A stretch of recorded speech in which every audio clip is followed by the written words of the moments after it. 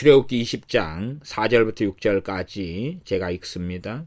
너를 위하여 새긴 우상을 만들지 말고 또 위로 하늘에 있는 것이나 아래로 땅에 있는 것이나 땅 아래 물속에 있는 것에 아무 형상이든지 만들지 말며 그것들에게 절하지 말며 그것들을 섬기지 말라.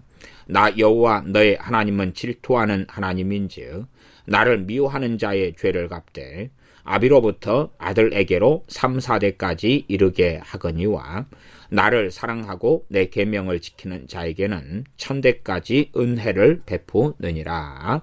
아멘. 출애굽기 20장 4절부터 6절까지의 말씀은 십계명 제2계명에 대한 말씀이고 십계명 2계명 우상 숭배에 대한 말씀, 우상을 만들지 말고 우상에게 절하지 말고 우상들을 섬기지 말라. 십계명 2계명에 대한 말씀, 그리고 우상 숭배를 했을 때의 처참한 결과는 하나님의 성품에서 옵니다. 하나님께서 어떤 분이신가? 하나님께서는 질투하시는 하나님이시다. 그렇기 때문에 하나님은 사랑이시고 하나님은 맹렬히 소멸하시는 불이시며 하나님은 질투하시는 하나님이시며 하나님 인애로우신 자비로우신 또한 용서하시기를 기뻐하시는 하나님이십니다. 그러나 단지 하나님은 사랑이시다. 하나님은 자비로우시다.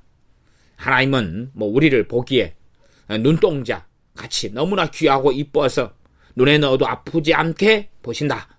이런 것을 통하여서 질투하시는 하나님 되심을 무시하고 이 말씀을 멸시하면서 하나님을 존재 자체를 어그러뜨리고 하나님이 어떤 분이신가를 또한 제대로 이해하지 못하고 알지 못하게 한다면 하나님을 제대로 아는 지식을 가질 수 없게 됩니다. 이 사람들이 끊임없이 하나님을 인본적으로, 하나님을 인간적으로, 하나님을 자신의 지성과 이성적으로 이해하려고 그러니까 하나님은 사랑이시면서 어떻게 질투하시느냐? 하나님은 사랑이시면서 어떻게 지옥을 만드시느냐?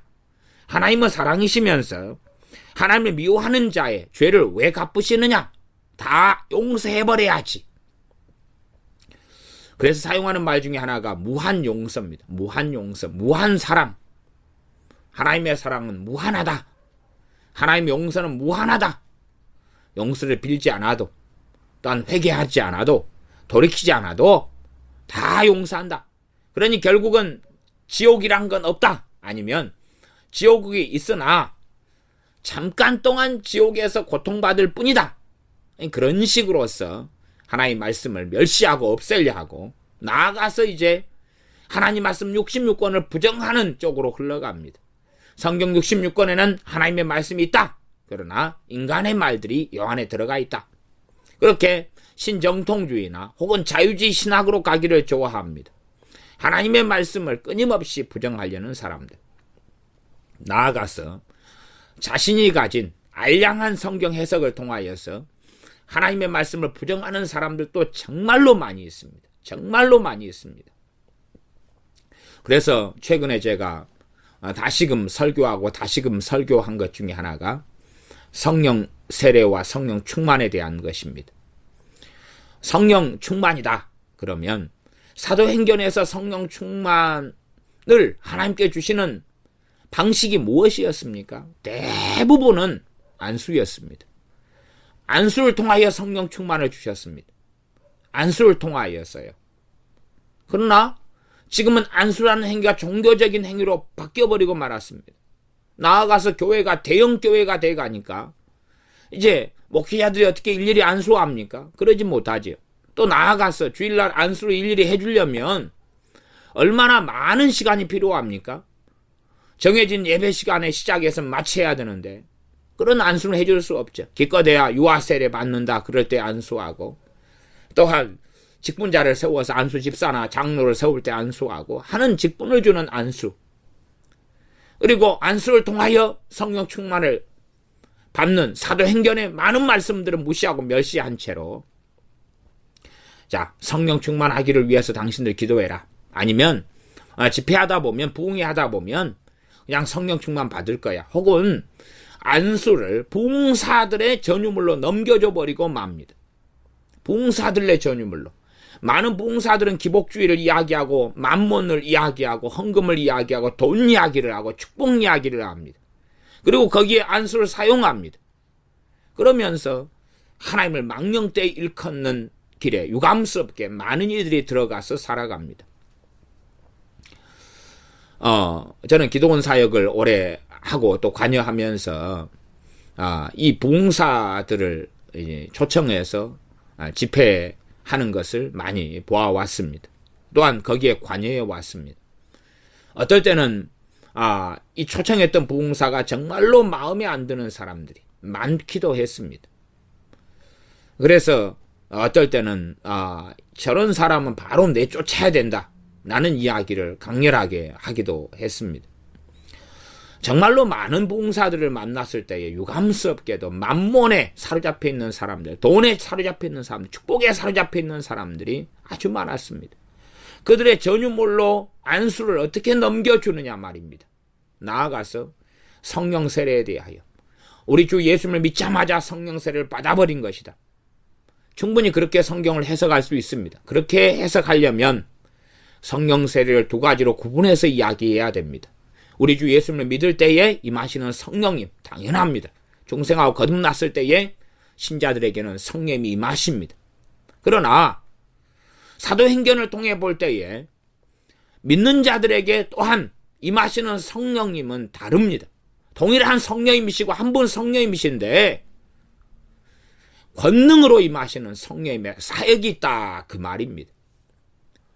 믿는 신자에게 내주하시는 성령님, 그러나 권능으로 임하셔서 역사하시는 성령님의 사역이 있습니다. 그래서 사도행전 19장에 에베소 교회에 믿는 12명에게 너희가 믿을 때에 성령님을 받았느냐 묻지요. 또 사마리아의 빌립 사임을 통하여 믿게 된 사람들에게 베드로와 요한 사도가 와서 성령님이 임하기를 기도합니다. 회개하고 식음을 전폐하며 회개하고 있는 청년 사울에게 주님의 제자 아나니아가 와서 안수하고 눈을 뜨게 하고 성령 충만을 받게 합니다. 또한 그것은 주님의 명령이었습니다. 그렇게 참으로 성령 세례에 대한 말씀들, 오직 성령이 너희에게 임하시면 너희가 권능을 받고, 그것이 성령 세례와 관련된 말씀인데 그러한 것들을 우리 주 예수님을 믿자마자 그런 방식의 성령 세례를 다 받아버린 것이다 자동적으로 하고 주장하고 해석하면서 하나님 말씀을 모호하다, 66권을 믿는다 주장하지만 실제로는 말씀 훼손하는 어리석고 악한 사람들이 있습니다. 물론 그것처럼 이렇게 출애굽기 20장 특별히 10계명, 2계명도 훼손하는 악한 사람들이 굉장히 많습니다. 훼손한다는 것이 두 가지 방식으로 훼손합니다. 하나는 가계 저주는 없다. 다시 말하면 10계명, 2계명을 어길지라도 특별한 일이 없다. 대신에 10계명, 2계명을 지키며 또 나아가 20장 6절, 출애굽기 20장 6절이죠. 나를 사랑하고 내 계명을 지키는 자에게는 천대까지 은혜를 베푼다. 이건 있다. 하나님을 사랑하고 하나님의 계명을 지키는 자에게는 천대까지 은혜를 베푼다. 그러나 우상 숭배한다 해서 3대 4대까지 보응하시는 하나님은 없다. 다시 말하면 3대 4대까지 보응하시는 하나님은 없다. 그것은 무슨 말이냐 그러면 그 앞에 있는 출애굽기 20장 5절에 있는 나 여호와 너의 하나님은 질투하는 하나님인즉 나를 미워하는 자의 죄를 갚되 하나님은 질투하는 하나님이 아니다. 다시 말하면 질투하시는 하나님은 잘못되었다. 그래 질투하시는 하나님은 회개가 필요하다. 질투하시는 하나님은 변화가 필요하다. 그래서 아들의 십자가의 피를 통하여 감동 받으셔서 질투하는 하나님이 회개하시고 변화되셨다. 그런 이야기죠. 하나님이 변했다. 그런 이야기입니다. 하나님이 변합니까? 하나님은 영원토록 불변하십니다. 영원토록 자존하시며 불변하십니다. 하나님은 변하신 적이 없습니다. 그런데 하나님이 변해야 됩니다. 그렇다고 주장하고 말하는 것과 똑같은 것입니다. 하나님은 변하시지 않았습니다. 그러니 우상 숭배의 죄를 통하여 3대 4대까지 보응하시는 하나님이 틀렸다 그렇게 말하는 것이 틀렸다. 아니면 우리 주 예수님의 십자가 사건 이후로는 그런 것이 없다. 무슨 코미디를 쓰고 있습니까? 무슨 코미디를 말합니까? 그러면서 하나님 말씀 무하다 그럽니다. 그렇게 말하려면 이제 자, 이 3대 4대까지 보응하시는 하나님이 없다. 우상 숭배를 통하여 하나님께서는 그 죄에 대하여 보응하시지 않는다. 그렇게 가르치고 말한다면 성경 66권에 그에 관련된 말씀은 전부 다 제거해버려야 됩니다. 전부 다 제거해버려야 돼. 아니면 제거하진 않더라도 그 구절들을 가리킬 때는 항상 다른 말을 덧붙여야 되겠지요. 다른 말을 덧붙이는 건 그렇습니다. 예를 들어 과거에는 이랬으나 지금은 안 그럽니다. 그렇게 해서 하나님 말씀 멸시하고 하나님을 조롱해야 되지. 아니면 침묵을 하거나. 가계 저주는 없다. 가계 저주는 있는가? 가계 저주는 있습니다. 당연하게 10계명, 2계명은 그대로 살아있습니다. 그래서 가계 저주는 없다. 그냥 가계 저주라는 편리적인 단어로 사용하겠습니다. 왜냐하면 한 아버지의 죄에 대하여 3대 4대까지 보응하시는 거니까 한 집안에 대한 이야기니까 그 집안을 가계라고 그럽니다. 거기에 대한 저주라는 단어를 좀 사용해서 그렇지만 가계 한 아비에 대한 죄로 인하여서 3대 4대까지 죄를 갚으시는 하나님, 죄를 보응하시는 하나님. 물론 죄를 갚으시는 방법에 대해서는 하나님의 주권이고 하나님의 소관이고 사람의 눈으로 볼 때는 그걸 제대로 다 알거나 분별하거나 판별하기는 어렵습니다. 자, 또 하나의 극단은 가계 저주는 있는데 자, 가계 저주는 있다. 그런데 이제 그 해결의 방법이 비성경적입니다. 샤머리즘적이고 주술적인 것 중에 하나는 기도문을 이용하는 거죠. 제가 기도문을 이용하는 기도는 그것 자체가 죄거나 그것 자체가 잘못된 건 아닙니다. 그러나 기도라는 건 본래 그렇지 않습니까? 마음으로 기도하는 것, 하나님께 진심으로 기도하는 게 핵심이지, 기도문을 반복해서 읊조린다 해서 기도가 되지는 않습니다. 기도문을 너무 강조하다 보면 내가 그 기도를 내가 해야 되는데 주술로 흘러가게 될 수 있다 그 말이에요. 주님이 가르치신 주기도문은 너무나 귀한 기도입니다. 그러나 주기도문을 하면서 마음에도 없는 기도, 마음에도 없는 주기도문, 무슨 내용이도 모르는 주기도문이 무슨 가치가 있겠느냐? 가치가 없습니다. 그런 것처럼 기도문을 이용하는데 기도문을 주술적으로 이용하지 정말로 진심 어리게 기도문의 내용에 동의하면서 하나님께 엎드리지 않는다면 기도문을 사용하는 것은 심각한 문제를 가져옵니다. 이 한다는 극단은 뭐냐 그러면 사람을 쉽게 판단하는 것이죠. 판단하는 것, 쉽게 정죄하는 것입니다. 말하자면 어떤 가정에 장애인이 태어났습니다. 그것을 가계 저주라고 쉽게 판단하고 진단하는 것이죠. 그것은 잘못된 것입니다. 이제 그것은 정말로 자기가 하나님 자리에 서가지고 하나님이 어떻게 행하시는 것을 자기가 다 보았다고 말하는 것과 똑같은 것입니다. 요즘에 유행하는, 또 옛날부터 유행했던 정말로 심각한 이 교만들과 악함들이 있습니다. 교만들과 악함들은 뭐냐 그러면 말씀 가운데 내가 하는 일을 숨기겠느냐, 내가 하는 일을 내 종에게 아브라함에게 숨기겠느냐, 그런 것처럼 하나님께서 하시는 일을 선지자에게나 다 보이신다, 그런 말씀이 있어요. 그런 걸 가지고 인용하면서 소위 말하면 자기가 그런 선지자인 양 주장하고 말한다는 것입니다. 정말로 하나님이 하시는 일을 하나님이 보이시는 건 맞습니다. 그러나 얼만큼 어떻게 보일까요? 과연 하나님이 하시는 일에 1000만분의 1인들 아무리 경건한 사람이라 할지라도 다 이해하고 깨닫고 알겠습니까? 어떻게 알겠습니까? 하나님이 정말 보이신다 해서 그가 하나님이 되는 게 아닐진데 이 무한자의 행하심을 이 유한자가 얼마나 이해하고 알겠습니까? 가령 사람에게 영혼이 있습니다.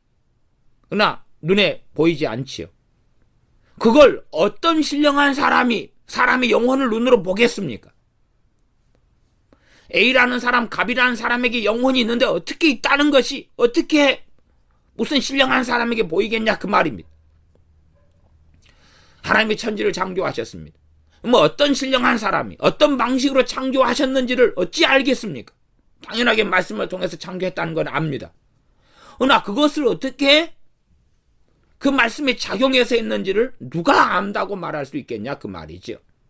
그런 것처럼 소위 말하면 쉽게 다 선지자의 자리에 들어가서 하나님이 나한테 보여주셨다. 그러면서 나는 이렇게 하나님 가깝다 하는 그런 걸로 성경을 마음대로 자의적으로 사용하는 어리석은 사람들이 있습니다.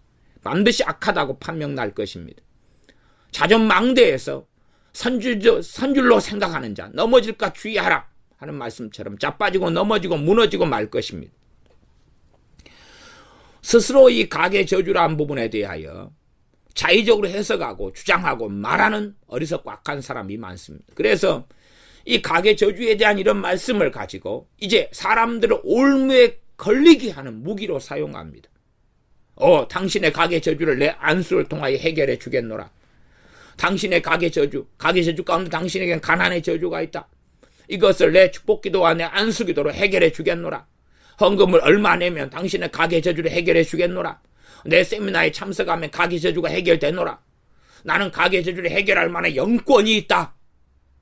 영권이 있다. 하여튼 별 희한한 사람들이 다 나타납니다. 나는 가계 저주를 해결할 만한 놀라운 권세가 있다. 아주 자존망대한 사람들, 그런 사람들이 많이 등장합니다. 그렇게 하려면 아마 모세나 엘리야 선지자가 나는 해결할 수 있다 그랬을 것입니다. 엘리야 선지자 정도 되면 나는 이스라엘에 대한 하나님의 진노를 해결할 수 있다 그랬을지도 모르겠어요. 그러나 그건 불가능한 일이었고 정말로 하나님을 알았던 엘리야 선지자는 그러한 자존망대한 이야기를 한 적이 없습니다. 왜요? 안 되는 것이었기 때문에, 진리를 벗어나는 것이었기 때문에 그렇습니다. 그러니까 가계 저주가 과연 있는가? 면 있습니다. 그러나 절대 극단에 들어가서 하나님 자리에 서가지고 마음대로 판단하지 않아야 됩니다. 신약 성경에는 이 가계 저주, 하나님께서 부모의 죄에 대하여 보응하시는 것, 그것 때문에 유대인들이 정말로 많은 비판과 판단과 교만과 완악함 속에 많이 들어갔습니다. 많이 들어갔어요. 그래서 주님께서 크게 한 두 가지 말씀을 가지고 그에 대하여 이야기하셨습니다. 그러니 가계 저주는 있다.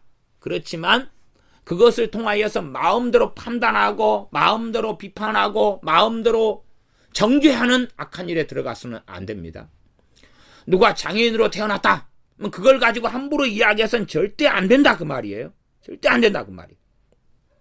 예를 들어 두 가지 주님께서 하신 말씀인데, 첫 번째는 한 소경을 제자들이 만나고 본 다음에 그 소경에 대하여 주님께 이야기합니다. 주님, 저 사람은 자기 죄로 소경이 되었습니까? 부모 죄로 되었습니까? 그렇게 묻는 거예요. 주님께서 이것도 저것도 아니다. 하나님께서 저 사람을 통하여 영광을 받으시려고 그렇다. 그러니 주님의 제자 사도들이라 할지라도 지금 하나님께서 우상 숭배를 통하여 하나님을 미워하는 죄를 통하여 3대 4대까지 보응한다는 건 알고 있는데 그걸 가지고 자의적으로 소경에 대하여 판단했다는 사실이에요. 주님께서는 아니다 그랬어요. 너희들 판단이 틀렸다. 너희들 판단이 틀렸다. 물론 10계명 2계명의 말씀을 주님이 부인하시지 않았습니다. 그러나 너희들이 바라보는 판단은 틀렸다라고 말씀하신 거예요. 그러니 우리가 우리 자신에 대해서 바라볼 때도 잘못된 판단을 얼마나 하기 쉬운데 다른 사람을 바라볼 때는 얼마나 잘못을 많이 하느냐 그 말이에요. 저는 자주 느낍니다. 뭘 자주 느끼냐 그러면 다른 사람 말을 듣고 내가 제대로 이해하지 못할 때가 많다는 걸 자주 느낍니다. 분명히 말을 들었는데 말을 들은 다음에 나는 이렇게 이해했다 생각하지만 시간이 흘러놓으면 그 가운데 5가지 중에서 한두 가지는 틀리더라 그 말이. 심지어 10가지 중에서 뭐 한두 가지, 5가지 중에서 한두 가지가 틀리다 그 말이에요.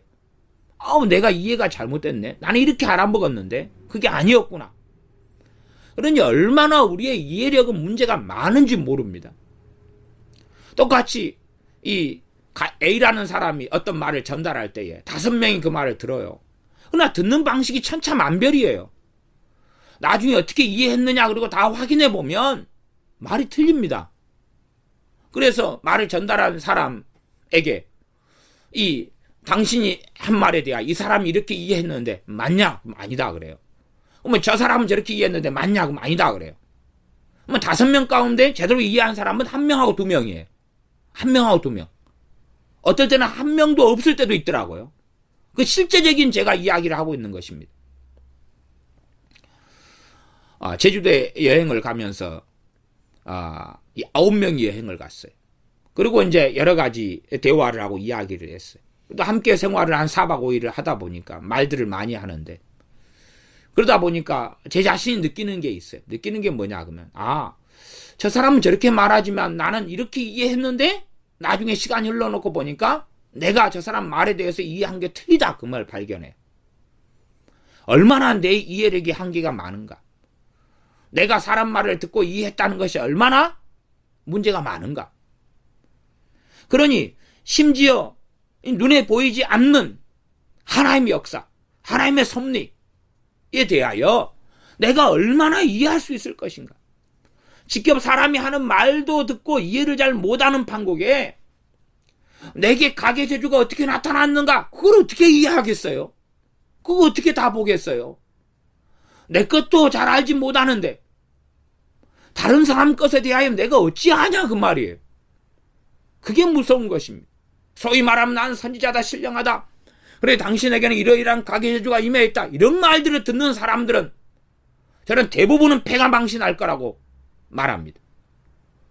나는 신령하기 때문에, 나는 하나님과 가깝기 때문에 교만이죠. 이미 당신에게 이런 가계 재주가 임하여있다, 내가 안수하고 내가 축복하고 내가 시키는 대로 하면 해결될 거야, 내가 주는 기도문 읊조림에 해결될 거야, 그래서는 안 됩니다. 그건 잘못된 길 속에 들어가는 것입니다. 그래서 이 극단적으로 우리가 가계 저주가 어떤 것이 임하여 있는가, 이걸 살펴보는 것은 절대 좋은 일이 아니라 그렇게 말씀드리겠습니다. 어떤 식의 3대 4대까지 하나님께서 보응하시는 게 있는가, 이걸 살펴보는 건 좋은 것이 아닙니다. 그래서 일단은 가계 저주는 있는가, 이것을 제가 성경의 몇 구절을 가지고 입증하기 전에 가계 저주는 있다, 그런데 이것을 마음대로 다른 사람을 판단하고 정죄하고 자기를 마음대로 판단하는 사람들에 대하여 그 판단은 주님의 몫이지, 그것은 주님께서만 정확히 아시는 거기 때문에 되도록이면 그거에 대해서 관여할 필요가 없다, 우리가 신경 쓸 필요가 없다, 그렇게 말씀드리겠습니다. 무슨 저주가 임하여 있는지, 혹은 무슨 하나님께서 3대 4대까지 죄를 어떤 방식으로 질투하시는 하나님께서 보응하고 계시는 것에 대하여 관심을 가질 필요는 없다, 그렇게 저는 말씀드리겠습니다. 그리고 우리가 하나님을 경외해 가고 하나님을 사랑하고 순종해 가고 하나님을 사랑하고 그렇게 하나님을 두려워하고 살아가는 것만이 제일 중요하다. 주님 안에 거하고 성령 충만하여 성령의 인도하심을 따라서 주님을 기쁘시게 하며 하나님의 영광을 구하며 주님을 닮아가며 살아가는 것, 그리고 복음을 천한 만민에게 증거하고 영혼을, 잃어버린 영혼을 살리고, 그런 일이 최고 중요하다. 그러지 어떤 방식으로 하나님께서 3대 4대까지 죄를 갚는 방식, 이걸 가계 저주라는 표현을 사용한다면 어떤 방식의 가계 저주가 내 가정에 내게 임하여 있는가, 그것은 우리의 몫이 아니다고 말씀드리겠습니다. 또한 어떤 사람이 감언 이설로 당신에게 이런 가계 저주가 임하여 있는데 어쩌고 저쩌고 해봐야 그것은 저는 잘못됐다고 말씀드리겠습니다. 천에 하나 맞을 확률은 있겠습니다. 그러나 1999개가 잘못됐다면 그 하나가 뭔지를 알고 취하겠습니까? 그러니 성경을 통하여 가계주주가 있다고 믿는 사람들 가운데 나는 무슨 가계주주가 임하였다는 것은 그런 생각은 굉장히 위험한 발상이다. 그렇게 말씀드리면서 일단 그에 대한 이야기를 하고 그 다음에 가계주주가 있다는 것을 입증하겠습니다. 논증하겠다는 이야기지요. 그러면 주님께서 이 소경 하나에 대하여 누구 죄입니까? 누구 죄로 소경이 되었습니까? 그때에 하나님의 영광을 위하여 그렇다. 그러면 우리의 삶 가운데 우리의 생활 삶 속에 장애인들이 많습니다. 누구 죄 때문에 그렇습니까? 우리는 그렇게 대답하면 된다고 봅니다. 내 자녀의 질병이든 장애든 간에 가계 저주 문제가 아니라 하나님의 영광을 위함이다. 그렇게 결론 내리는 게 성경적이고 맞다는 이야기입니다. 그건 우리가 해야 될 몫이 아닙니다. 우리가 해야 될 몫이 아니에요. 그리고 이 땅에 살아가는 장애라는 것은 잠시 잠깐입니다. 물론 저는 80년 인생이 짧다는 이야기를 하고 있는 게 아닙니다. 그러나 영원한 나라에서 살아가는 삶에 비춰보면 이 땅의 삶은 잠깐이라고 하나님께서는 말씀하고 계십니다. 또한 이 땅에서 보잘것없이 그렇게 살아왔다면 영원한 아버지의 나라에서는 더 큰 영광을 얻게 될 거라, 하나님의 놀라운 공평이 나타날 거라, 그렇게 저는 말씀드립니다. 두 번째, 주님께서 누가복음 13장에 보면 그런 사건이 있습니다.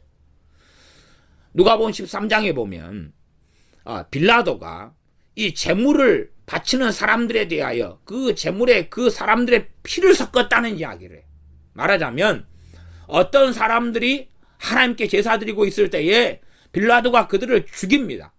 그리고 그 죽은 사람의 피가 제물에 튀고 묻어요. 그렇게 해서 제물의 피를 섞어버렸다. 그런 사건에 대해서 누가복음 13장은 이야기하고 있습니다. 누가복음 13장을 한번 찾아서 제가 본문을 읽어드리겠습니다.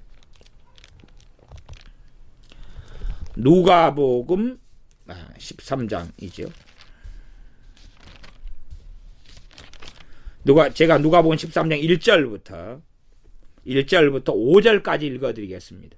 그때 마침 두어 사람이 와서 빌라도가 어떤 갈릴리 사람들의 피를 저희의 제물에 섞은 일로 예수님께 고하니, 갈릴리 사람들의 피를 저희의 제물에 섞었다, 그 말이. 쉬운 성경상으로 제가 설명드리면 빌라도가 갈릴리 사람들 죽여서 그 피가 저희의 드리는 희생제물과 뒤범벅이 되었다, 이렇게 상황을 여러분이 이해하시면 되겠습니다. 그때 주님께서 대답하십니다. 대답하여 가라사대, 그러니까 그 갈릴리 사람들이 얼마나 큰 죄를 지었고 그 갈릴리 사람들의 죄나 아니면 소위 말하면 가계 저주나 기타 등등을 통하여 그런 일이 벌어졌다, 그 갈릴리 사람들의 죄를 통하여 그런 일이 벌어졌다, 이런 주장에 대하여 그런 생각과 가치관을 가지고 있었던 거지요. 너희는 이 갈릴리 사람들이 이같이 해받음으로써 모든 갈릴리 사람보다 죄가 더 있는 줄로 아느냐. 그러니까 분명히 죄의 문제는 맞아요. 죄의 문제는 맞아요. 그러나 그런 일을 안 당했다 해서 죄가 더 적다는 이야기는 아니다, 그 말이. 어떤 믿는 사람이 갑자기 불의한 사고로 돌아가셔요. 그러니 살아있는 나는 생각해요. 야, 저 사람은 얼마나 죄가 많건데 저런 갑작스러운 사고로 죽느냐. 믿음 생활에 잘못했다. 분명히 죄의 문제는 맞다, 그 말이에요. 그러나 살아있는 내가 그보다 죄가 더 없다고는 말할 수 없다, 그 말이에요. 그러니 그 몫은 하나님의 일이고 하나님의 몫이지 내 몫이 아닌 거예요. 내가 내 몫으로 알고 내가 함부로 판단하고 정죄하고 생각한다면 나는 더 심각한 죄 가운데 접어들고 맙니다. 나는 불의한 사고를 안 당했고 갑작스러운 사고를 안 당했고 갑작스러운 암에 걸리지 않았고 심각한 질병에 걸리지 않았다 손치더라도 심각한 질병에 걸린 사람, 갑작스러운 죽음을 당한 사람, 갑작스러운 불행스러운 일을 겪는 사람보다 내가 더 얼마든지 죄가 더 많을 수 있다, 그 말이에요. 그래서 사람들은 알량한 지식 조가리, 성경을 단편적으로 이해하고 알고 해석하는 가운데 마음대로 그것을 비추어서 판단의 재료와 비난과 비판과 정죄와 자기 의와 의를 없는 재로 사용합니다. 자기 의를 없는 것은 간단하지. 다른 사람을 내리깔고 다른 사람을 정죄하고 비난하면 자기는 쉽게 의로워질 수 있습니다. 이 누가복음 13장 2절 다시 읽으면 너희는 이 갈릴리 사람들이 이같이 해받음으로써 모든 갈릴리 사람보다 죄가 더 있는 줄 아느냐. 너희에게 이르노니 아니라 너희도 만일 회개치 아니하면 다 이와 같이 망하리라. 또 실로암에서 망대가 무너져 치어 죽은 18사람이 예루살렘에 거한 모든 사람보다 죄가 더 있는 줄 아느냐. 실로암에서 망대가 무너져 가지고 18명이 망대에 무너져 죽었다 그 말이에요. 그러니까 야, 저 사람들은 죄가 얼마나 많건데 18명이 저렇게 죽느냐. 죄는 분명히 있다고 주님 말씀하셔요. 죄는 있다. 그러니 그렇게 말씀드리겠습니다.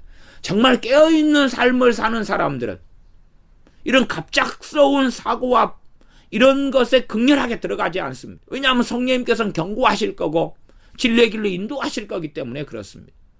주님을 위해서 능욕을 당할 수 있고 핍박을 당할 수 있고 순교도 할 수 있습니다. 그러나 이런 불의한 사고는 사실은 그가 깨어있지 않는 삶에 대한 이야기를 하지요. 그럼에도 불구하고 이런 일을 당한 사람보다 안 당한 사람이 더 죄가 없다는 것은 아니라 그 말이에요. 5절 너희에게 이르노니 아니라 너희도 만일 회개치 아니하면 다 이와 같이 망하리라. 너희도 회개하지 않는다면 실로암 망대에서 죽은 18명처럼 그렇게 너희들도 될 것이다 라고 주님께서 말씀하고 계십니다. 그러하면 이 가계 저주에 대한 어떤 지식을 좀 얻은 다음에 우리는 평안하기 때문에 나는 별일이 없기 때문에 또한 우리는 조상에게서 우상 숭배나 샤머니즘 무속 속에 조상들이 안 들어갔기 때문에 그래서 나는 무지하고 괜찮다 그런 착각 속에 들어가면서 우리 집안은 우리의 가정은 의롭다 소위 말하면 심각하게 이야기한다면 와 나는 3대째 신앙이야 5대째야 하는 그러한 교만 속에 들지 말아야 됩니다. 야 우리는 5대째 신실하게 주님을 믿어왔어 3대째 믿어왔어 4대째 믿어왔어. 그게 정말로 자랑스러운 것 같지만 한편으로는 한국교회에 대한 책임을 그 집안은 더 강렬하게 지고 있는 것이고 그 사명을 다했느냐 주님이 물으실 때에 그에 대한 답변도 함께 해야 할 것입니다. 그래서 이 가계 저주에 대한 가계 있는가 없는가 있습니다. 있는데 그에 대한 단편적인 걸 가지고서 사람들 함부로 판단하는 극단과 잘못 속에 들어가서는 안 된다. 그렇게 말씀을 드립니다. 자 이제 성경을 몇 구절을 살펴보면서 가계 저주가 있는가 없는가 살펴보겠습니다. 일단은 보통 사람들이 사용하는 구절은 에스겔 18장의 말씀이에요. 에스겔 18장. 그러나 에스겔 18장 19절 20절을 제가 읽어보면 그런데 너희는 이르기를 아들이 어찌 아비의 죄를 담당치 않겠느냐 하는도다. 아들이 법과 의를 행하며 내 모든 율례를 지켜 행하면 그는 정령 살거니와 범죄하는 그 영혼은 죽을지라. 아들은 아비의 죄악을 담당치 아니할 것이요 아비는 아들의 죄악을 담당치 아니하리니 의인의 의도 자기에게로 돌아가고 악인의 악도 자기에게로 돌아가리라. 아들은 아비의 죄악을 담당치 않는다. 아비는 아들의 죄악을 담당치 않는다. 그런 말씀을 에스겔 18장 20절에서 하고 있습니다. 에스겔 18장의 전체 말씀은 그거예요. 아들의 죄는 아들이 담당하고 아버지의 죄는 아버지가 담당한다 그 말이에요. 그러나 잘 아셔야 됩니다. 구약 성경인 에스겔 18장은 구약 성경이라면 구약 성경의 다른 말씀들과 대치되는 말씀이 아니에요. 에스겔 18장 그 말씀을 통하여 십계명 출애굽기 20장이라면 20장 5절의 말씀을 파괴시킬 수가 없어요. 그건 불가능한 이야기입니다. 뻔하지 않습니까? 그러니 구약 안에서만 성경을 해석한다 그래도 절대 이 우상 숭배의 죄를 통하여서 질투하시는 하나님을 미워하는 자의 죄에 대한 3대 4대까지 죄를 갚으시는 것이 없다는 게 아니에요. 이 에스겔 성경은 당연하게 포로기 때 쓰여진 것입니다. 이스라엘 백성이 범죄를 쭉 하나님의 경고 받은 다음에, 그런 다음에 수백 년이 흘러가요. 그러고 이제 이 북왕국 이스라엘이 심판받아 멸망하고, 그 다음 남왕국 유다가 심판받아 멸망하는 가운데 대부분은 다 죽고, 그리고 일부가 살아남아서 포로가 됩니다. 거기에서 쓰여진 말씀이에요. 그러니 사실은 이 100년 전에 죄 지은 조상들의 죄가 그대로 함께 흘러내려옵니다. 200년 전에 지은 죄, 그때의 선지자들이 경고하고 그래도 불순종하고 지나와가지고 어느 때에 이제 열매를 맺어서 그때의 세대가 감당하게 된 것입니다. 그것이 에스겔 시대 때의 이야기입니다. 그러니 에스겔 18장의 그 말씀은 도대체 무슨 이야기겠느냐 하는 것을 이해를 해야 됩니다. 이스라엘 백성, 특별히 포로된 사람들, 그 사람들은 내가 이렇게 하나님 앞에 살지 못하는 것은 내가 아비의 죄를 담당하고 있기 때문에 나는 그렇다. 그러면서 자포자기하고, 그러면서 자기가 하나님을 경외하지 않고 하나님 말씀도 순종하지 않는 그런 변명을 하고 있는 것입니다. 많은 가계 저주를 이해하는 사람이, 조상들이, 할머니가, 할아버지가, 아버지가, 부모가 이 우상숭배했기 때문에 나는 어쩔 수 없어. 그 변명을 하지 말라고 에스겔 18장 20절 같은 말씀이 있는 거예요. 그 변명을 하지 말아라. 너가 책임져라. 그리고 하나님을 경외해라. 가계 저주를 끊고 해결해라. 그렇게 말씀하고 있는 것입니다. 너가 책임지고 해결해라. 그렇게 말씀하고 있는 것이지, 변명을 하거나 합리화를 하라는 말씀이 아닌 거지요. 우리는 성경을 통해서, 이 무수한 성경의 구절들을 통해서 하나님의 보응이 3대 4대까지 그대로 있다는 것을 우리는 압니다. 자, 그러면 구약과 신약에서 큰 줄기로 몇 가지 말씀드린다면, 첫 번째는 아담의 범죄로 아담의 후손들, 이것도 가계지요. 아담의 후손들이 전부 다 죄인이 됩니다. 자, 그 다음 노아 시대 때 하나님께서 홍수로 인류를 심판하셨습니다. 그러면 노아 시대 때 홍수로 노아를 포함한 8명을 살려놓으시고 나머지를 다 심판하실 때에 심판의 이유는 죄 때문에, 그런데 무슨 죄입니까? 그 죄는 바로 아담 이후로 지었던 인류들이 지은 죄가 쌓여서 그렇습니다. 그러니 그때 태중에 있는 아이라도, 1살짜리라도 2살짜리라도 다 노아 시대 때 하나님이 물로 심판하실 때 다 죽었습니다. 그러지 25살은 죽고 2살은 살아남고, 태아는 살아남고 엄마는 죽고, 그런 일이 가능했다는 이야기입니까? 말이 안 되는 이야기입니다. 요나서를 보면 요나 선지자와 하나님과 대화하는 것이 나옵니다. 40일이 지나면 이 니느웨 성이 무너지리라, 하나님이 심판하고 멸망시키리라 말씀하죠. 그때 요나 선지자는 니느웨 성의 멸망을 보고 싶었습니다. 그러나 하나님께서는 니느웨 성을 긍휼히 여기셔서 요나 선지자를 보내서 심판을 선고하시지만은 심판 가운데 그들이 회개하고 구원받기를 원하셨습니다. 그러나 정말로 그 니느웨 성 사람들, 특별히 어른들이죠. 책임 있는 세대 어른들, 그들이 돌아서지 않았다면 하나님의 심판은 태아나 1개월이나 2개월이나 1살짜리나 2살짜리나 3살짜리를 막론하고 하나님의 심판은 쏟아 부어졌을 것입니다. 모든 세대가 책임지는 것입니다. 1살짜리가 무슨 죄가 얼마나 있어서 심판을 받아야 하느냐? 자기의 죄로 멸망하는 것입니다. 자기의 죄로. 나아가서 1살짜리는 근원적으로 자기의 죄지만, 한 걸음 더 나아가면 그 책임 있는 장년의 세대, 책임 있는 부모의 세대, 책임 있는 청년의 세대의 죄와 함께 하게 되는 것입니다. 고라가 반역을 일으켰을 때에 고라의 자녀들까지, 고라의 자손들까지, 고라의 자녀들까지 다 함께 심판을 받고 하나님께서 땅을 갈라서 그 가족들까지 전부 다 멸망시키셨던 것을 우리는 성경을 통해서 봅니다. 신약으로 흘러가면 어느 때가 되면 대환란이 닥쳐올 것입니다. 대환란은 무엇입니까?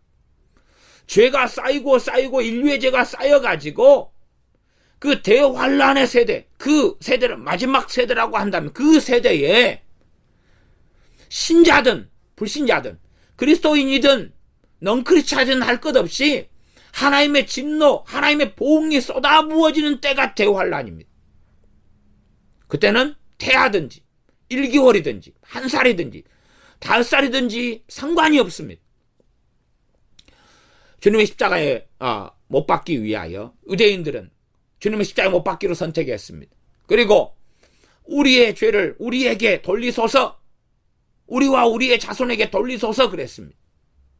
그리고 이제 AD 70년에 하나님께서 돌 위에 돌 하나도 남지 않고 무너뜨리리라 우리 주님께서 선고하시고 하나님께서 그 일을 행하셨습니다.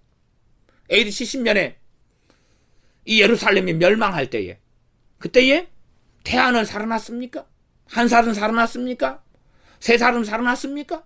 5살은 살아났습니까? 그 로마의 티도 장군의 칼날에 그들은 살아났고 무죄가 되었고 상관없는 자들이 되었습니까? 아니요. 전부 다요. 전부 다 그 멸망 속에 들어갔습니다. 대환란도 그렇고 예루살렘의 멸망 AD 70년도 그렇고 노아 홍수도 그렇고 나아가 소돔과 고모라 성의 사건도 우리가 압니다. 소돔과 고모라 성의 죄악, 우상 숭배하고 동성애 속에 들어가고 하나님을 배역하고 그러한 죄악을 통하여 소돔과 고모라 성의 어린아이들이 얼마나 많았겠습니까? 임신부들도 많았을 것이고 갓난아이도 많았을 것입니다. 유치원생도 많았을 것입니다. 그들은 살아났습니까? 그들은 면제받았습니까? 20살 이상만 심판받았습니까? 구약으로 가면 12정탐꾼 가운데 10정탐꾼이 하나님에 대해 반역을 일으키고 그의 말을 이스라엘 백성에 따릅니다. 그리고 하나님의 심판은 명백하여서 40년간 광야 생활에 대한 하나님의 심판을 내립니다. 그러면 거기에서 20살 이상은 40년 동안에 하나님이 다 죽이기로 하나님 작정하셨고 다 죽이셨습니다. 그러면 이 20살 이상의 선택으로 인하여 19살까지가 태아부터 시작해서 태어날 아이들 그리고 19살까지가 광야 40년 동안의 고통을 받습니다. 그러면 19살까지는 가나안 땅에 살고 태아도 가나안 땅에 살고 태어나게 되는 아이도 태어나면 가나안 땅으로 보내고 20살부터 그 이상만 모여가지고 광야 생활했단 말입니까? 너희들은 이 잘못된 선택을 하지 않았어. 그러니 너희들은 예외야. 그렇게 됐단 말입니까? 그런 적이 없습니다. 그러니 이 가계 저주는 이 큰 줄기의 사건들만 이야기한다 해도 명백합니다. 우리 주님께서 골고다 언덕을 가실 때 여자들이 주님을 보고 많이 통곡하고 옵니다. 주님께서 뭐라고 말씀하십니까? 너희의 자녀들을 위해서 울라고 말씀하셔요. 주님 때문이 아니라. 왜요? 그들의 그 울고 여자들의 자녀들을 세대 때에 무서운 하나님의 진노와 심판이 나타날 것을 주님은 보시고 아셨기 때문에 그렇습니다. 그러니 이 신구약 성경에 얼마나 많은 경우에 한 민족 전체, 한 나라 전체의 범죄를 통한 나라 전체에 대한 심판, 또 한 부모, 한 사람의 죄를 통한 그의 가족들, 그의 후손들에 대한 심판, 아담이란 한 사람을 통해 인류 전체에 대한 심판, 또 인류가 계속 짓는 죄가 쌓이고 쌓여서 대환란 마지막 시대가 가까워져 오고 있는 지금 마지막의 마지막이지만 어느 때가 되면 하나님의 온갖 진노를 이 땅에 쏟아 부어버리시 재앙을, 대접의 재앙, 나팔의 재앙들은 쏟아붓는 그런 대환란의 끝이 다가온다는 것을 우리는 압니다. 자, 그러면은 성경의 몇 구절 정도는 좀 더 살펴보는 게 필요하겠지. 에레미야 애가를 찾아보겠습니다. 에레미야 애가 5장입니다. 에레미야 애가 5장 예레미야 애가 5장 7절을 제가 읽어보겠습니다. 5장 7절. 우리 열조는 범죄하고 없어졌고 우리는 그 죄악을 담당하였나이다. 우리는 그 죄악을 담당하였나이다. 열조가 지금 범죄하고 없앴다는 이야기는 다 죽었다는 이야기예요. 그러나 그 후손들은 그 죄로 인하여 지금 포로로 지내고 있고 살고 있기도 하고, 그 다음에 예레미야 애가 때는 이제 그 포로로 된 고통과 고난 때문에 울고 통곡하는 선지자 예레미야의 애통의 노래고 애언이고 시기도 합니다. 그러니 우리는 그 죄악을 담당하고 있나이다. 첫째는 자기 죄고, 두 번째는 조상의 잘못된 선택을 통하여 그 죄악, 우상숭배, 하나님을 등짐, 하나님에 대한 배교와 배반 등을 통하여 그 열매가 후손에게 그대로 있는 것입니다. 아까 에스겔 18장 20절과 예레미야 예가의 말씀이 대치되는 게 아니에요. 서로 상보적인 관계에 있습니다. 신명기로 가보겠습니다. 신명기 28장에는 순종에 대한 복과 불순종에 대한 복이 나와 있습니다. 순종에 대한 복이 6개, 그 다음에 불순종에 대한 저주가 12개가 나와 있지요. 신명기 28장을 찾아보겠습니다. 신명기 28장, 레위기, 민수기, 그 다음에 신명기가 있습니다. 신명기 28장 11절을 제가 읽어보겠습니다. 신명기 28장 11절. 여호와께서 내게 주리라고 내 열조에게 맹세하신 땅에서 내게 복을 주사 내 몸의 소생과 육축의 새끼와 토지의 소산으로 많게 하시며, 지금 하나님께 순종하여 받을 복 가운데 이야기를 하고 계십니다. 하나님께 순종하여 받을 복은 뭐냐? 내 몸의 소생과, 내 몸의 소생은 자손이죠. 많게 해주겠다는 거예요. 내 몸의 소생을 많게 해주겠다. 그 다음 18절 내 몸의 소생과 내 토지의 소산과 내 우양의 새끼가 저주를 받을 것이다. 지금 불순종하는 사람에게 임하는 저주는 무엇이냐? 그러면 너가 저주를 받는데 누구에게 저주가 임할 것이냐? 내 몸의 소생에게 저주가 임할 것이라는 거예요. 신명기 28장 말씀을 뽑아버리고 없애버릴 수 있습니까? 없습니까? 없습니다. 말씀은 유효합니다. 말씀은 유효해요. 단지 우리가 우상 숭배만 해가지고 저주가 임하느냐, 그렇게 하면 너무 협의적입니다. 그건 정말 직접적입니다. 십계명 이계명 직접적이에요. 그러나 한 걸음 더 나아가면 하나님께 불순종하는 사람들에게 뭐가 임합니까? 자손에게 저주가 임한다는 사실. 그러니 이 가계의 저주라는 것은 유효하고 지금도 마찬가지로 역사할 수밖에 없습니다. 28장, 신명기 28장 32절로 가겠습니다. 32절. 너 자녀를 다른 민족에게 빼앗기고 종일 생각하고 알아봄으로 눈이 쇠하여지나 내 손에 능이 없을 것이며. 너 자녀를 다른 민족에 빼앗긴다. 누구 죄로 인하여서요? 이 사람들의 불순종으로 인하여서 자녀를 빼앗겨요. 자녀는 무슨 죄입니까? 자녀는 빼앗기면 다른 민족 타향살이 노예살을 하게 되지 않습니까? 그러니 이 부모들의 당대의 세대로 인한 그들의 잘못의 결과물로 자녀들이 빼앗기게 되는 것입니다. 과거에는 어떤 부모가 이 빚을 많이 지면 자녀를 노예로 팔렸고 데려갔습니다. 그런 일이 옛날 세대에는 가능했습니다. 그런 것처럼 이 어떤 세대가 하나님 앞에 범죄하고 죄를 지으면 자녀들을 다른 민족에 빼앗기는 일이 벌어져요. 우리가 죄를 많이 하나님께, 이 한국 교회가, 우리 믿는 사람들이, 또한 이 나라의 사람들이 짓는다 그러면 이 나라는 결코 평안하지 못할 거고 전쟁이 있을 거고 기근이 있을 거고 하나님이 진노가 있을 건데, 그 중에는 태아도 있고 갓난아이도 있고 유치원생도 있고 어린아이도 많을 것이지, 전쟁이 일어날 때 1살짜리는 면제되고 2살은 면제되고 5살은 면제되는 게 아니란 이야기입니다. 이렇게 투표철이 지난 다음에 투표를 통하여서 젊은이들이 또한 사람들이 잘못된 판단을 내리고 잘못된 사람을 뽑았을 때는 그에 대한 결과도 반드시 열매도 거둬야 한다는 것은 기억하고 알아야 됩니다. 28장 41절로 가보겠습니다. 28장 41절.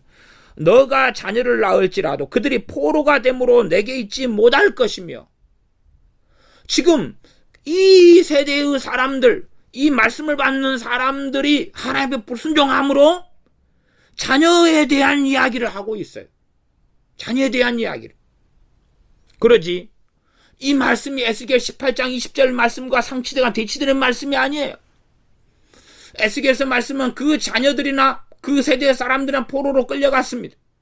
그러면 하나님 앞에서 너희들이 조상 탓이나 그 앞에 세대나 작년의 탓을 하지 말고 너희들이 하나님께 똑바로 살아서 하나님 앞에 서라는 이야기를 하고 있는 것입니다. 너희들이 책임지고 하나님 앞에 서라. 그러지 부모가 죄지었다 해서 자동적으로 자손이 지옥 가거나 불신자가 되는 게 아니다는 이야기예요.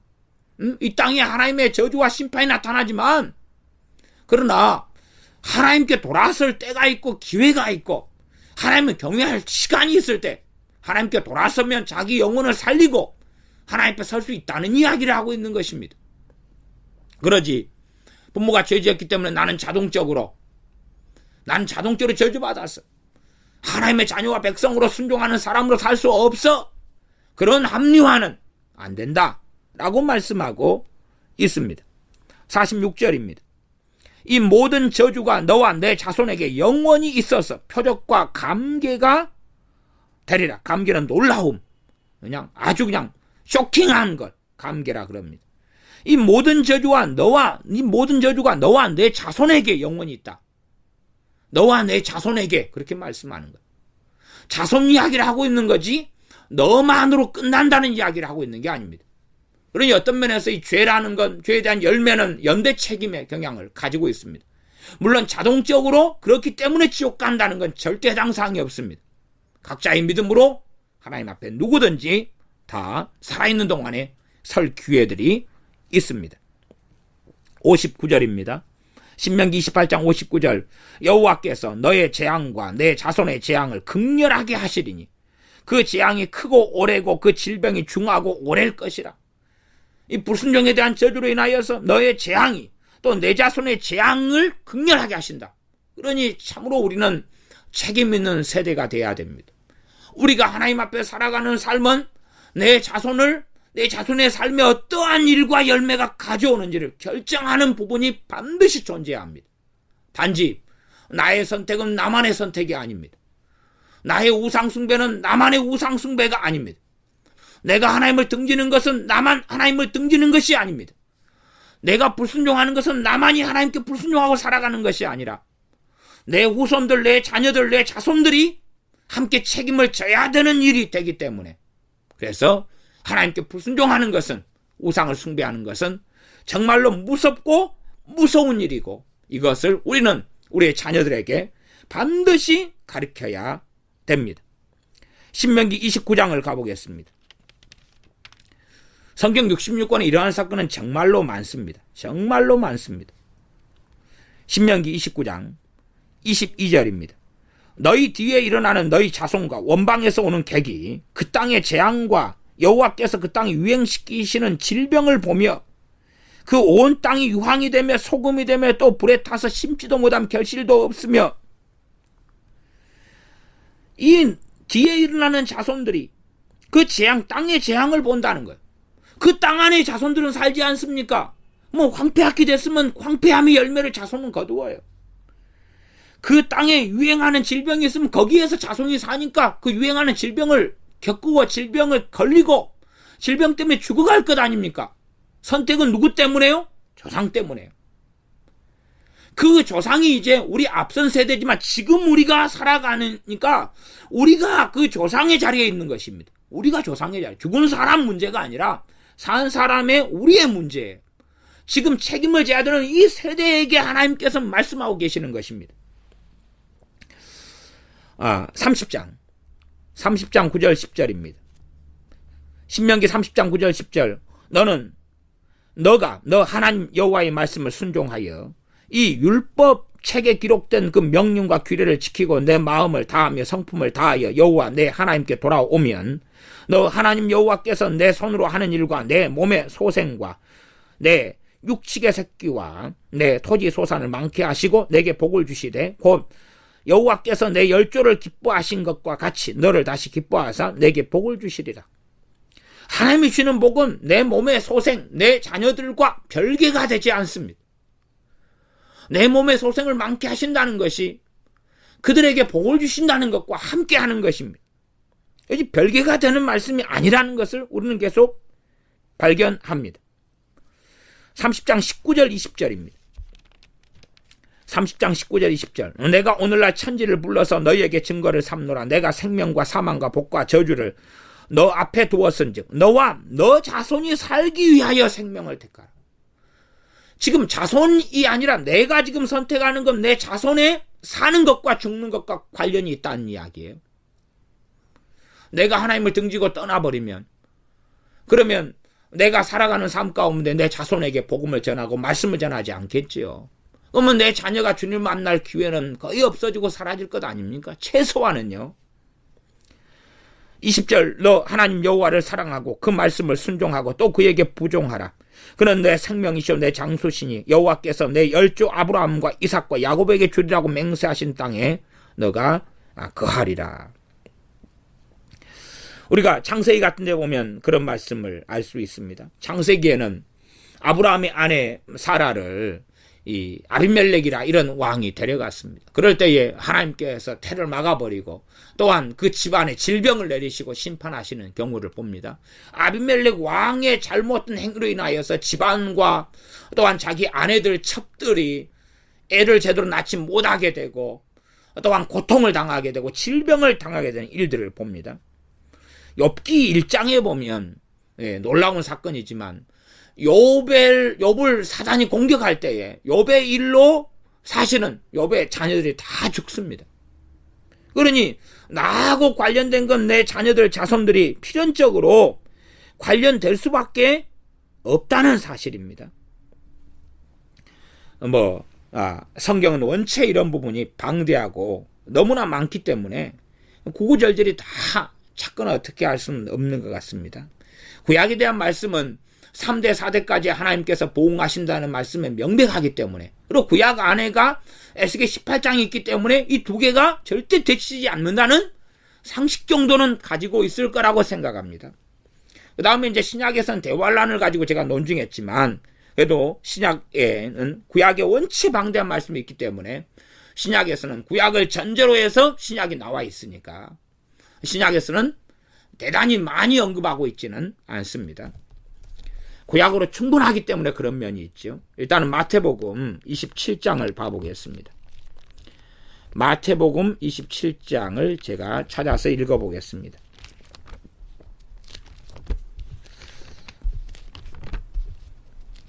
마태복음 27장 23절 있는 데입니다.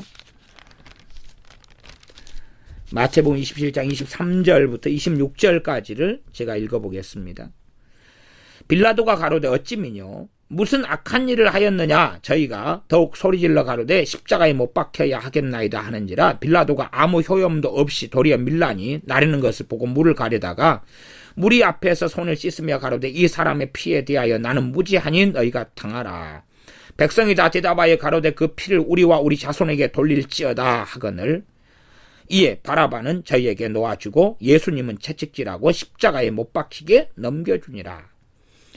나는 무지하다 했던 빌라도가 하나님의 심판을 받았습니다. 그리고 그의 심판은 자손들과 함께 바로 직결되었고 그것은 이제 과거 역사를 좀 보는 사람들이면 약간 알 수 있는 내용이고 그 다음 25절에는 백성이 다 대답하여 가로되 그 피를 우리와 우리 자손에게 돌릴지어다. 자기들의 문제만이 아니라 이 이스라엘 백성들은 자기의 선택이 자손들과 함께 간다는 것을 알고 있었어요. 이 공동체성을 이해하고 있었습니다. 그리고 이 자손들에게 최소한 이때가 아니라 이때를 그냥 우리가 편의상 AD 한 29년이라고 본다면 멸망은 언제 있었습니까? 70년에 있었어요. 그러면 이때 이후로 몇 년이 흐르냐 그러면 41년이 흘러요. 그러니 이 세대의 사람들보다 이때는 이들은 평안하게 많이 죽었습니다. 그리고 누구와 당했습니까? 자녀의 세대가. 자녀의 세대가 당했어요. 그러니 주님의 골고다 언덕에 가실 때에 울고 없는 자들에게 너희 자녀를 위해 울라고 말씀하신 거예요. 너희 자녀를 위해 기도해라는 이야기죠. 그때 피할 수 있도록. 바로 그냥 주님을 십자가에 못 박자마자 하늘에서 번개가 쳐서 불이 떨어지고 유황이 떨어져서 다 불태워 죽인 게 아니라 이때 이후로 이 예루살렘의 멸망, 이스라엘의 멸망이 29년이다면 70년에 있어요. 41년의 시간이 흐른다 그 말이에요. 그러면 이때의 사람이 30살이다 그러면 41년이다 70 하나. 그때까지 살아있는 사람은 별로 없었습니다. 이때의 세대에는요. 질병이 많고 막 그러니까요. 이때 50살이다 그러면 91살. 그때까지 살아있지는 않겠죠. 이제 일부는 살아있고 많은 사람은 죽었을 것입니다. 10살이다 그러면은 41년 되면 51살 되면 살아있을 가능성도 높지요. 물론 우리 조선시대 후반 같은 데는 평균 연령이 또 일제시대 때도 40살 좀 넘어서 밖에 안 됐습니다. 자, 그 다음에 이제 요한계시록 2장을 봐보겠습니다. 요한계시록 2장을 보고 이제 그 정도로 이제 가계 저준이 있는가 하는 말씀에 대하여 있다. 대신에 우리가 마음대로 판단하고 그리고 재단하는 이러한 악한 일에는 들어가지 말아야 된다. 요한계시록은 요한계시록 전체가 증거하고 있는 것입니다. 왜냐하면 요한계시록에 대접 재앙, 나팔 재앙이 벌어지는 그 세대가 정말로 그만큼 악한가? 그 정도로 그 재앙이 쏟아질 정도로 악한가? 그건 당연히 맞는 이야기입니다. 그만큼 쏟아질 정도로 악합니다. 그러나 그것 때문에 그보다 유감스럽게 더 악한 자들은 역사에 많았고 그 정도로 악한 세대들도 많았습니다. 그러나 그 죄가 쌓여가지고 그렇게 된 것입니다. 쌓여가지고. 그런데 요한계시록에 있는 재앙들은 그 앞에 세대들이 죄를 쌓고 땅을 더럽게 하고 우상숭배에서 끊임없이 살아오면서 이게 쌓여가지고 당하고 벌어진 일이기 때문에 요한계시록의 전체는 인류가 당하는 대환란인데 그것은 가계 저주와 저주의 연장선상의 이야기입니다. 그 가운데 이제 요한계시록 2장 21절, 요한계시록 2장 18절부터 29절까지는 두아디라 교회에 주시는 주님의 말씀인데 그 가운데 21절부터 봐보겠습니다. 또 내가 그에게 회개할 기회를 주었으되 그 음행을 회개하고자 아니하는도다. 볼지어다 내가 그를 침상에 던질 것이요. 이 회개하지 않는 이 사람요. 또 그들 또 그로 더불어 간음하는 자들도 만일 그의 행위를 회개치 아니하면 큰 환난 가운데 던지겠다. 여기까지 말씀을 볼 때는 맞다. 아멘이다. 그럽니다. 그 다음 23절의 말씀이 문제가 돼요. 23절은 뭐냐면 또 사망으로 그의 자녀를 죽이리니 그럽니다. 누가 하신 말씀입니까? 우리 주 예수님께서 친히 하신 말씀이에요. 이 회개하지 않는 이 사람들의 자녀들을 죽이겠다고 말씀해요. 이건 구약과 같은 맥락입니다. 대환란과 같은 맥락이지. 그러지 내 죄의 결과가 내 자손은 무지하고 없다. 그렇게 되지 않습니다. 그러함에 반드시 우리는 가계 저준에 있는가?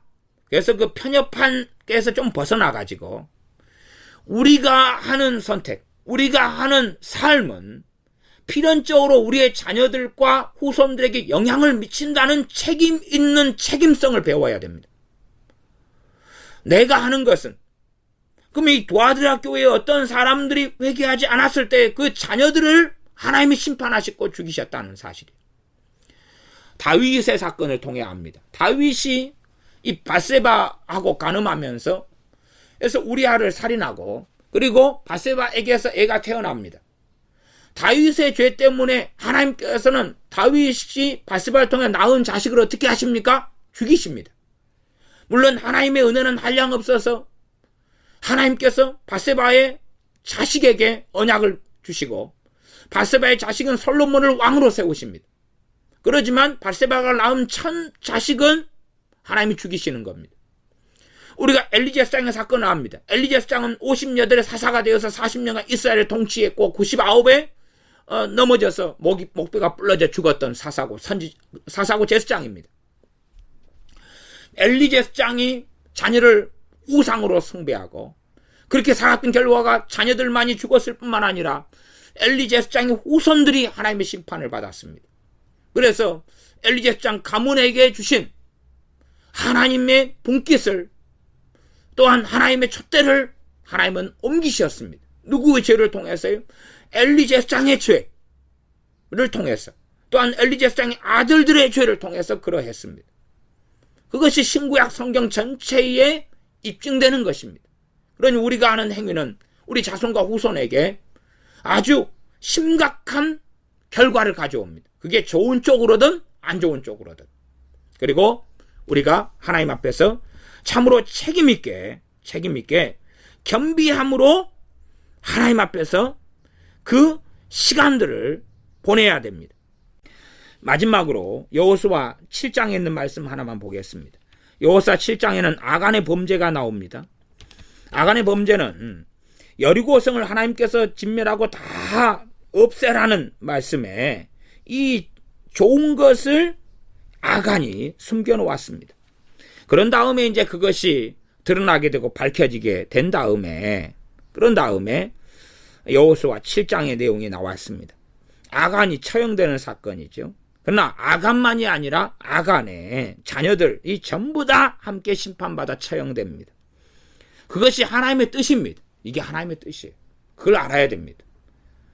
하나님이 인자하고 사랑하신 분이지만 질투하시는 하나님이십니다. 그걸 반드시 알아야 됩니다. 이러한 말씀을 하나님이 어떤 분인가를 알지 못한 채 다 이 가계저주는 없다 그러고 제거해버리면 정말로 잘못된 사람이 됩니다. 하나님이 어떤 분인가를 모르게 되지요. 하나님의 공의를 모르게 되고 하나님의 두려우심을 모르게 됩니다.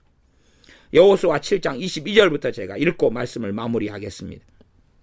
이에 여호수아가 사자를 보내매 그의 장막에 달려가 본즉 물건이 그의 장막 안에 감추었는데 은은 그 밑에 있는지라. 그들이 그것을 장막 가운데서 취하여 여호수아와 이스라엘 모든 자손에게로 가져오매 그들이 그것을 여호와 앞에 놓으니라.